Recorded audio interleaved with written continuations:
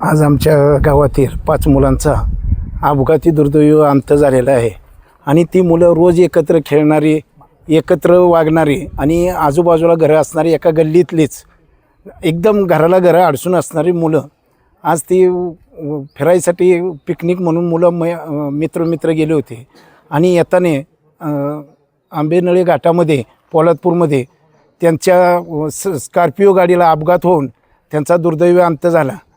तर ही सर्वस्वी जबाबदारी शासनाची आहे।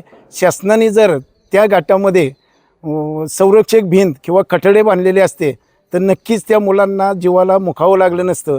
ही सर्वस्वी शासनाचीच शासनाच्या हलगर्जीपणामुळे मुलांवर हा प्रसंग ओढवलेला आहे आणि आज करती मुलं, आज पालकांचा आधारच सर्व तुटलेला आहे आणि पालक आज निराधार झालेले आहेत।